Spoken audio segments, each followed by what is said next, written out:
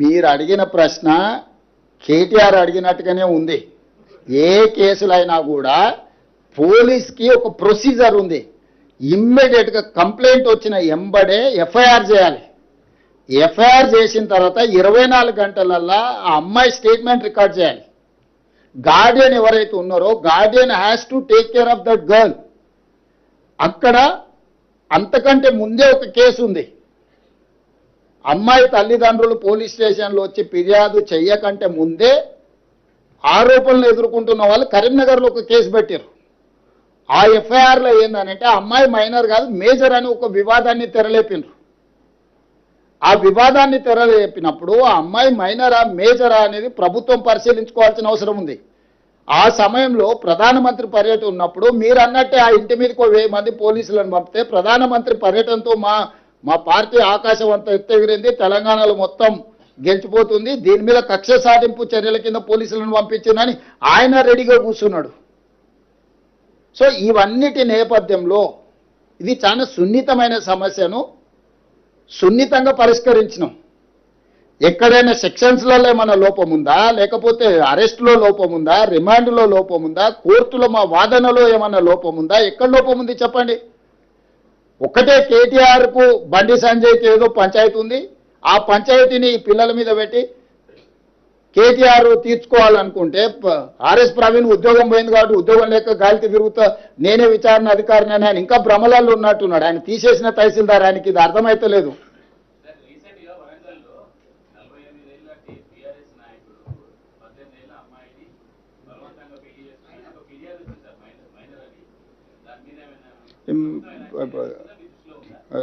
చారి గారు ఇప్పుడే మా దృష్టికి తెచ్చిండు. ఇమ్మీడియట్గా నేను డీజీపీ గారికి సూచన చేస్తున్నా, తక్షణమే చారి గారి ఫిర్యాదు మీద విచారణ చేయించండి. నేను వివరాలు తీసుకొని డెఫినెట్గా చెప్తాను.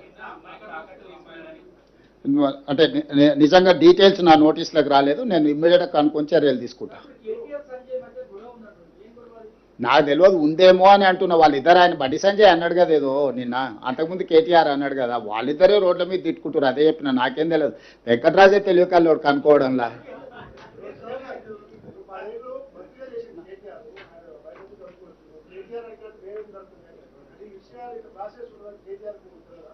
ఇప్పుడు ఆయనకు లేడీకి లేచిందే పరగాని కేటీఆర్ ఏదనుకుంటే అదే అనుకుంటాడు. కల్వకుంట్ల రాజ్యాంగం అనుకుంటుండు. వాళ్ళ నాయన దిగిపోయి చాలా రోజులైంది, వాళ్ళ నాయన అర్థమై ఫామ్ హౌస్లో వండుకున్నాడని ఆయనకు అర్థమైతలేదు. ఈయన చెప్పింది నిజమైతే వాళ్ళ నాయన ఎందుకో స్టేట్మెంట్ ఇవ్వలేదు. ఒక మైనర్ గర్ల్కి అన్యాయం జరిగితే లీడర్ ఆఫ్ అపోజిషన్ ఎక్కడ పడుకుండు, ఏడ నిద్రపోతుండు? బయటకు వచ్చి మాట్లాడడానికి ఒకవేళ శక్తి లేకపోయినా ప్రెస్ నోట్ అన్న రిలీజ్ చేయాలి కదా. పార్టీ మీటింగ్లో పక్క పార్టీ వాడు వస్తేనో జగిత్యాల పోయేస్తాడు.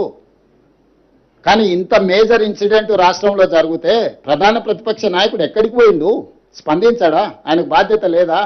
మీరు ఎప్పుడన్నా అడిగినరా ప్రతిపక్ష నాయకుడు ఏం చేస్తున్నాడు? ఒక మైనర్ గర్ల్కి ఇంత అన్యాయం జరిగితే స్పందించాలి, ఆ బాధిత కుటుంబానికి అండగా నిలబడాలి ప్రతిపక్ష నాయకుడు. 10 ఏళ్ళు ముఖ్యమంత్రి ఉన్న చంద్రశేఖరరావు అధికారం ఉంటేనే బయటకు వస్తావా, లేకపోతే ఫామ్ హౌస్లో పండుకుంటావా అని ఎందుకు ఒక్కరన్నా మీరు అడగకపోతే?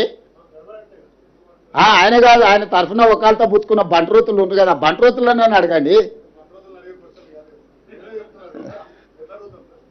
మరి అది పరిస్థితి రాష్ట్రంలో ఉన్నది.